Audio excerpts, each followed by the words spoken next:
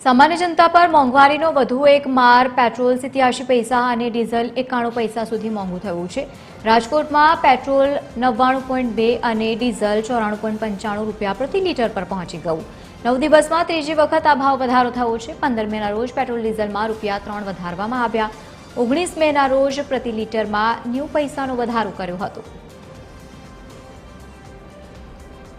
ખાડી દેશોમાં જ્યારથી યુદ્ધની પરિસ્થિતિ સર્જાઈ છે ત્યારે તેની અસર ભારત પર પણ થવા માંડી છે, કારણ કે હોર્મુઝ જે છે ત્યાંથી મોટાભાગના વાહનોની શિપની છે તે અવરજવર થતી હોય છે, પરંતુ ત્યાં ક્યાંક ને ક્યાંક કેટલાક મુશ્કેલીનો સામનો કરવો પડે છે। તેની અસર હવે ભારતમાં વધુ પ્રમાણમાં જોવા મળી રહી છે। ખાસ કરીને વાત કરવામાં આવે સ્થાનિક સ્વરાજ્યની ચૂંટણીઓને લઈને કેટલાક ભાવ વધારા કરવામાં ના આવ્યા હતા। સાથે પશ્ચિમ બંગાળ અને અન્ય રાજ્યોની 5 રાજ્યોની એની ચૂંટણી હતી, જેને લઈને ક્યાંક ને ક્યાંક યુદ્ધ દરમિયાન પેટ્રોલ કે ડીઝલના ભાવ વધારા કરવામાં ના આવ્યા હતા, પરંતુ જ્યારથી પરિણામો જાહેર થયા છે ત્યારબાદથી સતત પેટ્રોલ અને ડીઝલના ભાવમાં વધારો થઈ રહ્યો છે। આના ભાવ વધારાને લીધે આ મધ્યમ વર્ગના લોકો છે તેને પારાવાર મુશ્કેલીનો સામનો કરવો પડી રહ્યો છે। વાત કરીએ પરિણામો જાહેર થયા બાદ તારીખ 15 થી 23 દરમિયાન 3 વખત પેટ્રોલ અને ડીઝલના ભાવમાં વધારો થયો છે। પેટ્રોલનો ભાવ અંદાજે અત્યારે 99 રૂપિયા અને 2 પૈસા અને ડીઝલનો ભાવ 94.95 પૈસા છે। આમ બંને 100 ની આજુબાજુ છે। મધ્યમ વર્ગ પરિવાર છે તે આની સામે મુશ્કેલીનો સામનો કરી રહ્યો છે, કારણ કે જે રીતના મોંઘવારી વધી છે તે રીતના ઇન્કમમાં વધારો થતો નથી,